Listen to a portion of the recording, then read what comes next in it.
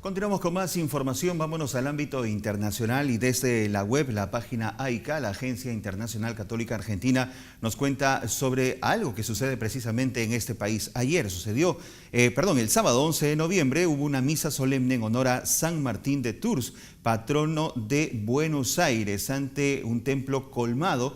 La misa estuvo concelebrada por el rector de la catedral, padre Alejandro Rousseau, y contó con la presencia de una delegación de seminaristas. Fue en realidad ayer domingo, acá dice sábado, pero es domingo, 11 de noviembre. En su homilía, el cardenal Poli ha invitado a hacer una interpretación del Evangelio a la luz de la vida de San Martín de Tours, este santo, alguien que bajó de las manos Mateo 25 porque fue un santo de la caridad y que se dio a sí mismo para los pobres, y que Buenos Aires lo ha tomado precisamente como su patrono. Por eso es que en Argentina, en Buenos Aires específicamente, lo han celebrado este inicio de semana.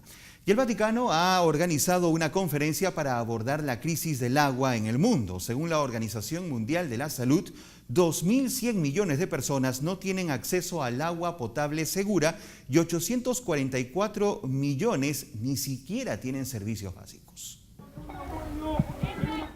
Según la Organización Mundial de la Salud, 2.100 millones de personas no tienen acceso a agua potable segura y 844 millones ni siquiera tienen servicios básicos de agua corriente. Para abordar el problema, el Vaticano ha organizado esta conferencia. Uno de los participantes es Caritas Internationalis, que tiene un proyecto para llevar agua potable en Camboya. Después de 2 tifones en 2 años consecutivos, Caritas construyó presas de agua y canales. Además, ha enseñado a las comunidades locales cómo ser autosostenibles. Según la responsable de Caritas, hacen falta 3 medidas para abordar la crisis del agua.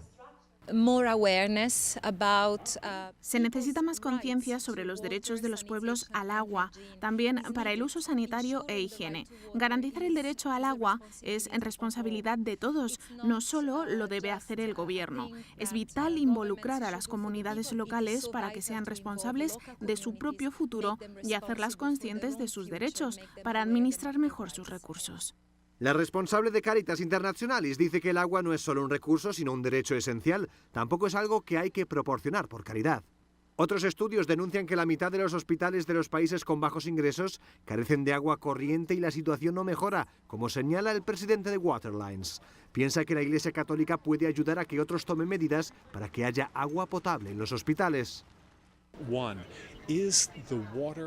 Una medida es verificar las condiciones del agua y del saneamiento en el centro médico. Si no son adecuadas, se tomarán medidas para mejorarlas. La conferencia se ha centrado en la encíclica del 2015 Laudato Si del Papa. Se espera que ayude a que otras instituciones aborden la accesibilidad al agua potable para todos. Y si en una parte del mundo falta el agua, en otra el aire termina matando a las personas. El aire contaminado mata a millones en el mundo entero, según cifras de la Organización Mundial de la Salud. Según este estudio, los más afectados son los niños. Por ello, la Santa Sede ha puesto su atención especial en este tema. Veamos. 93% de los niños menores de 15 años respiran aire contaminado, según la Organización Mundial de la Salud, que ha alertado que esta polución tiene consecuencias graves en el crecimiento y bienestar de los pequeños. Los niños tendrán problemas de desarrollo neuronal y cognitivo. Esto es muy importante y lo mismo para los pulmones, porque si se está expuesto cuando se es menor, prenatal o postnatal, los pulmones estarán en riesgo y el desarrollo se perjudicará. El director general de la Organización Mundial de la Salud ha pedido que se tomen medidas para un mundo libre de contaminación atmosférica. El funcionario asegura que 9 de cada 10 personas respiran contaminación por emisiones de tráfico, industria, agricultura e incineración de residuos. Además, unos 3.000 millones de personas usan estufas para cocinar y calentarse y combustibles contaminantes dentro de sus hogares. La contaminación del aire mata a 7 millones de personas cada año. Según nuestras últimas estimaciones, 1/3 de las muertes por infarto, derrame cerebral, cáncer de pulmón y enfermedades respiratorias crónicas se deben a la contaminación del aire. La OMS y otras instituciones han tenido en Ginebra la primera conferencia mundial sobre contaminación atmosférica y salud, y esperan que el evento ayude a un mayor compromiso mundial para la protección del medio ambiente. Por su parte, la Santa Sede recuerda que el Papa Francisco, en su encíclica Laudato Si, ha pedido que se tomen más medidas para proteger la creación. Precisamente, en un encuentro con expertos en cambio climático, el Sumo Pontífice ha pedido medidas urgentes para cuidar el planeta para las futuras generaciones. C'è il pericolo reale di lasciare alle generazioni future macerie, deserti e sporcizie. Auspico pertanto che questa preoccupazione per lo stato della nostra casa comune si traduca in un'azione organica e concertata di ecologia integrale.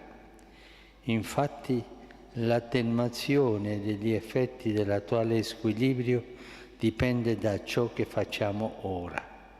En diciembre, los líderes mundiales se reunirán de nuevo para la próxima cumbre sobre el clima COP24 en Polonia. En el evento anterior, prometieron abordar el cambio climático con el Acuerdo de París de 2015, del que más tarde se retiraron algunos países. CENIT, del mundo visto desde Roma, publica en su web, presentan libro Regulación de la fertilidad humana a la luz de la carta encíclica Humane Vitae.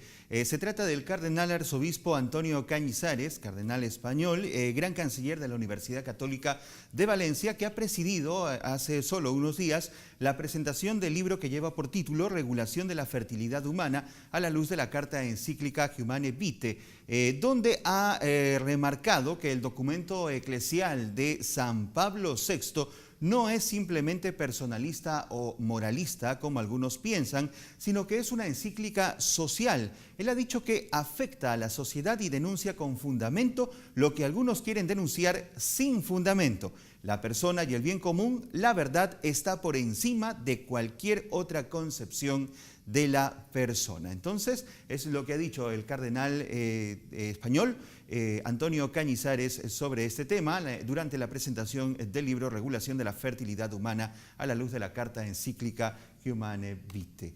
Y el Papa Francisco se ha reunido con el presidente de Suiza en el Vaticano. El tráfico de personas, las migraciones y la mediación de conflictos y el desarme nuclear han sido algunos de los temas que han abordado. El Papa recibió con mucha cordialidad al presidente de Suiza, Alain Berset. Bienvenido, Santo Padre. Bienvenido. Muchísimas gracias. Gracias por visitar. Según el Vaticano, durante la reunión abordaron cuestiones como las migraciones, la mediación en los conflictos, el desarme nuclear y el tráfico de personas. Como regalo, el presidente le entregó esta réplica de un cartel que usaron hace 100 años para pedir ayuda para la Cruz Roja. Prisioneros de guerra, heridos o enfermos alemanes, franceses, italianos, belgas y austríacos. El Papa le regaló los escritos más importantes de su pontificado y también su último mensaje para la Jornada Mundial de la Paz.